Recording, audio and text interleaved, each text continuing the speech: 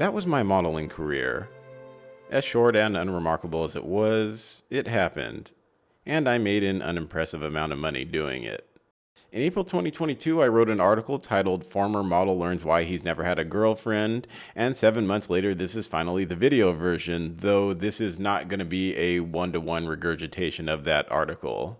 So, how does a heterosexual former model make it into his mid-30s without having ever experienced romantic love? Let's get into that perfect storm of circumstances that will answer that doozy of a question. We can begin from, well, the beginning, which is my upbringing. I was raised by women, primarily a single mother, and the second most prominent person in my life was my grandmother, and she was divorced. Without a father figure, I had no relatable example of how a man successfully goes from being single to convincing a woman he's worthy of her. And on top of that, the women in my life weren't exactly prolific daters. Without any real-world example of how dating works, I had to learn from pop culture. I grew up during an era of 90s pop culture that didn't exactly paint useful pictures of how serious long-term relationships properly develop. Sure, there were many useful nuggets of how to handle minor problems that arise in relationships, but it seemed like the courtship processes were either unrealistic for dramatic and comedic effect, or they were downright problematic demonstrations of how persistence can supposedly work even after a woman has said no countless times. And as you could probably tell, I'm black, which in America significantly limits the number of prospective partners I'll have in my life compared to a white man. In an article titled, "Is Race a Factor in Dating?" Alice G. Walton writes that a team of academics set up a speed dating event at a restaurant in New York near Columbia University where students were recruited for the study.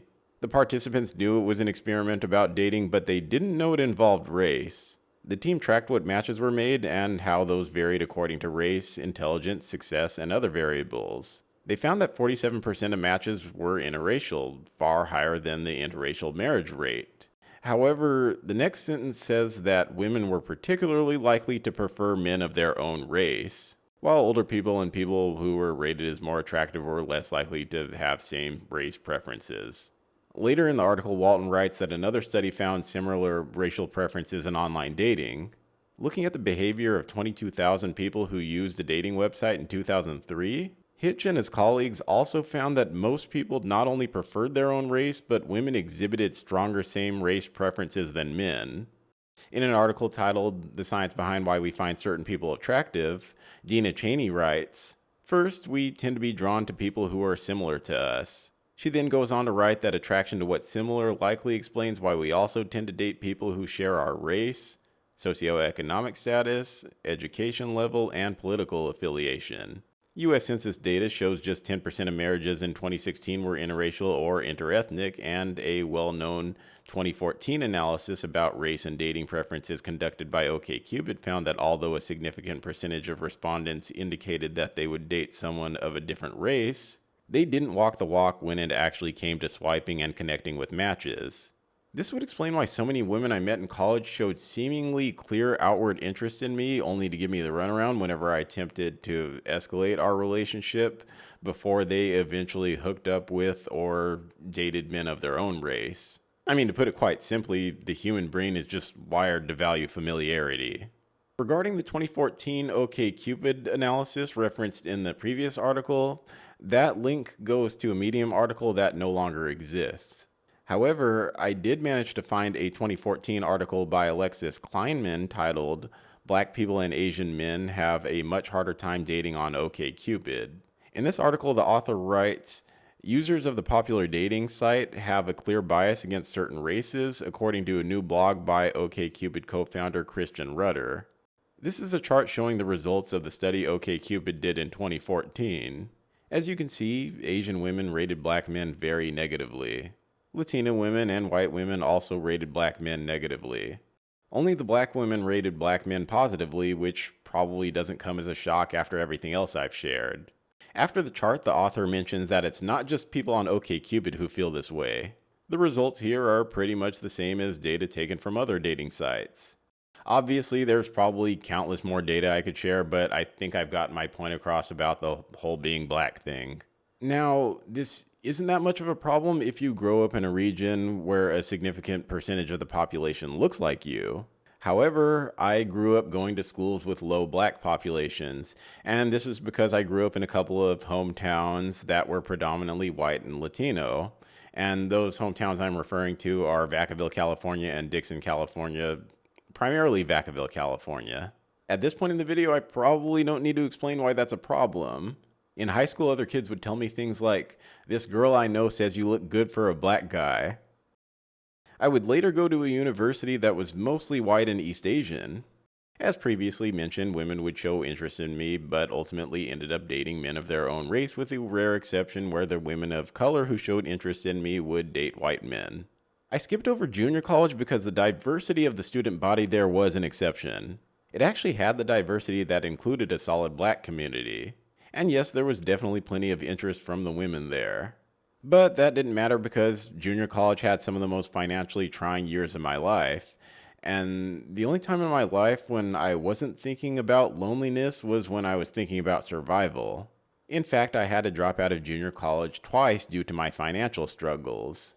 I also lived with family, and guess what the odds are of a man successfully cultivating a dating life while living with family and not having his own car in a poorly designed city built around car culture? Speaking of family, it probably doesn't shock anyone that being raised by a single mother didn't result in the most privileged upbringing. A man spending the first 3+ decades of his life reversing the cycle of generational poverty probably also means spending the first 3+ decades of his life almost, if not entirely, alone.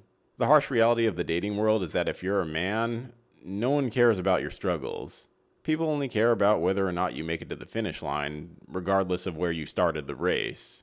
And if you never make it to the finish line, you never get a plausible chance for a woman to see you as a viable partner.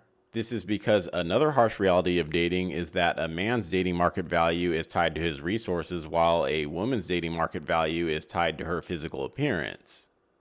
Only women, children, and dogs are loved unconditionally. A man is only loved under the condition that he provides something. In 2016, I got laid off from my design job, and over the next few years, I floundered between short contract jobs, long periods of unemployment, and even a job stocking shelves overnight at a supermarket. Since I was still unaware of how much a man's dating market value is tied to his resources, I made the unfortunate mistake of trying to date during this rough period. There was one date I went on where I had great chemistry with the date, and she initially accepted a second date request before canceling last minute. And when we reconnected a year later, she told me that, or she said to me, "You're hot, funny, and smart," but that the reason she didn't go on the second date was that supposedly I seemed like someone who wouldn't want to have fun. And this is because I made a comment during the date that I don't like crowds. And it's only after years of my mind doing this weird red pillish churning that I realized that what she was saying was just code for your job status is the reason why I have concerns about your ability to have fun. Because honestly, you have basically everything else I'm looking for in a partner. Another date I went on said right at the beginning, just as we sat down at the bar, "This isn't going to work out." She said that she was too busy because of her job. On another date, my date and I were sitting at a table in a bar, and when I told her I was between jobs, she immediately got up and went to the bathroom. And when she got back, she told me she suddenly had a dinner she needed to go to and needed to cut the date short. So, why am I telling this story? To answer that, I would say primarily those who know me probably know that I have a history with depression, and one of the two biggest pain points contributing to that history of depression is loneliness. I've basically felt some degree of loneliness throughout my life, and that loneliness usually manifests in the form of blogs, videos, or simply complaining on social media. These expressions, not surprisingly, invite pushback from people who almost always seem to have misconceptions for why I have a history of struggling with dating. This leads to people going out of their way to diagnose me with some character flaw that they can use to say, yep, that's the reason why you're struggling with dating. This is understandable. Dating is such a common experience among people that almost everyone who experiences it takes it for granted. So it's only natural that if someone is among the few who doesn't experience it, that person must possess some character flaw that he or she just needs to correct in order for everything to just magically fall into place. This interpretation of others' dating struggles is also understandable because it avoids having to acknowledge the fact that everyone is playing with a different set of cards. Acknowledging that fact would require the critic to accept the possibility that her or his dating success was built upon a foundation of luck, like, for example, growing up where you're a socially acceptable type to date and growing up at least middle class. Everyone wants to believe their successes are based on the work they're willing to put into those successes, and that other people's struggles are based on the work that those others are not willing to put in, even if the person they're judging has a history of outworking everyone around him in basically every other arena in life when given the same or even sometimes fewer resources, like, for example, academia. Okay, rant over, but there's another quick topic that I wanted to talk about, and I couldn't find a way to fit it neatly into this video, and that topic is black women. I mentioned that they were the only ones in the OkCupid study who rated black men positively, and there were also some black women in junior college who showed interest in me during a time when I was way too poor to even remotely think about dating anyone. So some may ask, why not move to a location that has more black women? The truth is, I don't think that would help very much because just about every black woman I've ever met wants a man of God, and I am just not that.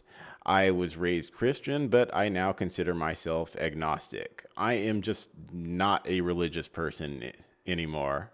I say anymore as if I was when I was a kid, whenever I was, occasionally dragged to church, but I suppose that's for another video. My final thoughts are that some of us are unlucky in love not because we possess some fatal physical or mental flaw. It's that there are just some harsh truths about dating culture that none of us are willing to talk about.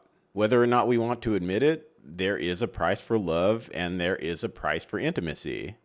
If you're interested in reading the article I mentioned at the beginning, Former Model Learns Why He's Never Had a Girlfriend, I link that in the description.